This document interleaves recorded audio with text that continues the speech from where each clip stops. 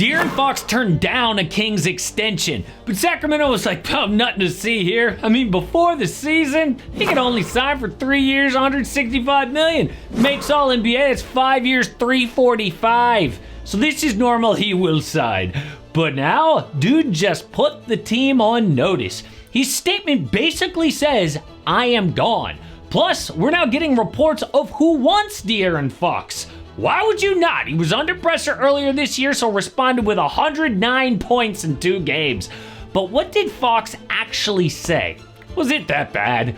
Well, the Kings were a disaster before he got there. They had missed the playoffs 11 straight years, and some of that stink wore off on him. Never even sniffed an All-Star game, despite great numbers. But 5 years after he arrived, they returned to the playoffs as the number 3 seed, like the beam.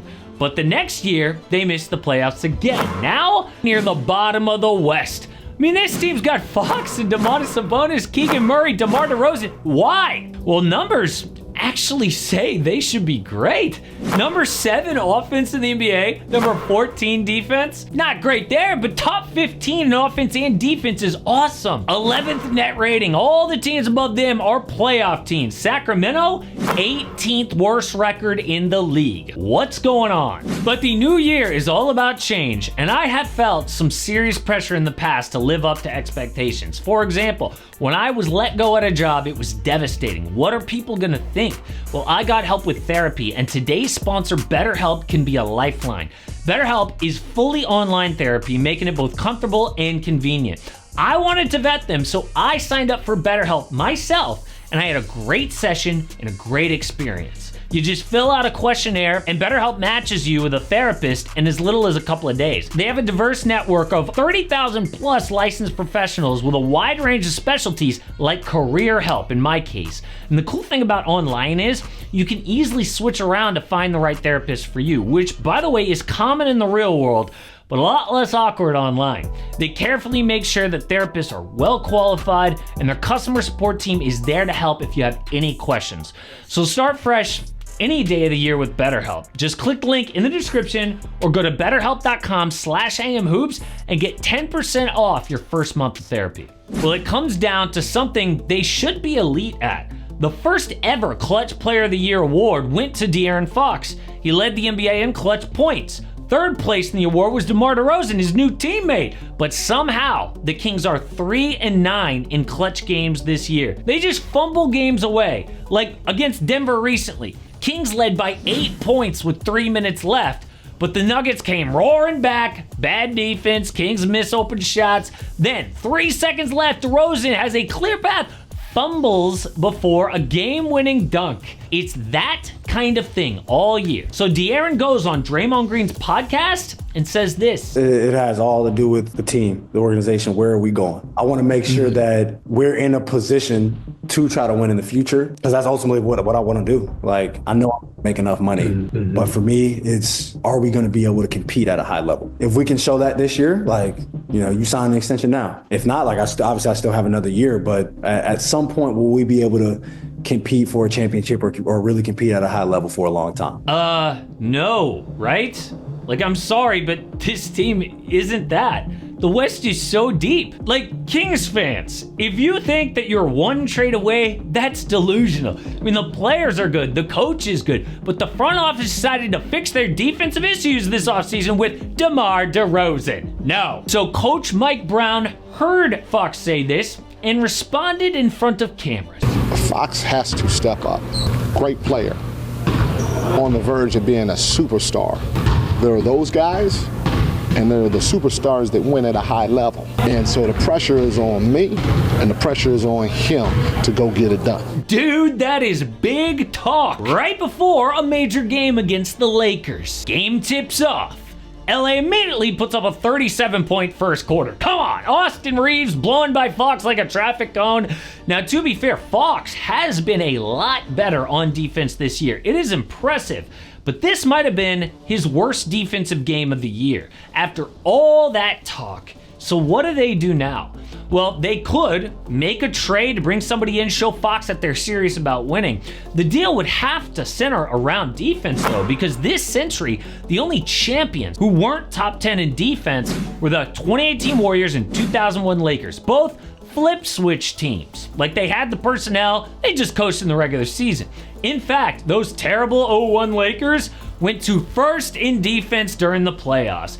That ain't the Kings, okay? Since De'Aaron Fox has been there, they've been average at best on that end of the floor. It's a miracle they even made that one playoffs. So who could they get to upgrade?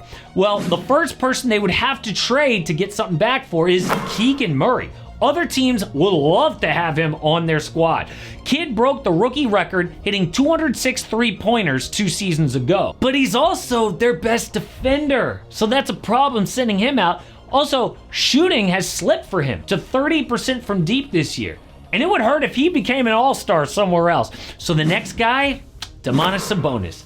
But his contract is big, tough to trade, and if you deal him, it completely changes how you play the game. I mean, it's all centered around Domas, like a poor man's Nikola Jokic. You can't trade him to improve. You would be like overhauling your entire offense mid-season. No. How about DeMar DeRozan?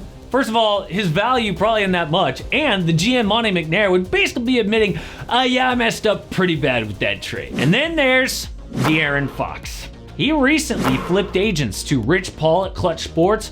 Usually a bad thing for teams. I mean, Anthony Davis did that just before leaving New Orleans. Same as Zach LaVine demanded a trade from Chicago.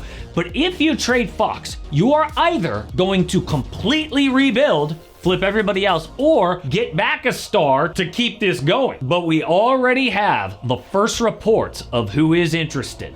And you have to remember, every team would want De'Aaron Fox, but only a few have the assets to land him. For example, the Nuggets are perfect. He would love to play with Nikola Jokic, right? Fox wants to win? Well, they just won a title 2 years ago. But the Nuggets only have 1 first-round pick to trade. Okay, they need to focus on cheaper players like Zach LaVine. So the Athletic reports, league sources say one team in particular, the San Antonio Spurs, is positioning itself to pursue Fox as a possible partner for Victor Wembanyama. Yeah, 27 years old, it makes sense. Fox is a natural fit with Wemby, playing off screens, throwing lobs, also with rookie Stephon Castle in the backcourt. This kid has solid defense, but his offense is impressive. The Spurs are 18.1 points better when Castle shares the floor with Wemby and Chris Paul. So Castle's off-guard skills are amazing, a perfect fit with De'Aaron Fox.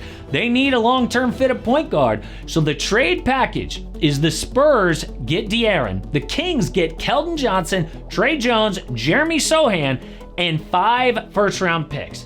And those are some super valuable picks, like the Hawks in 2027. Now, the Spurs don't usually make big trades like this, so I'd be surprised. But I think a different team is much more likely to land him. I don't care what the reports say. They would blow SA's offer out of the water.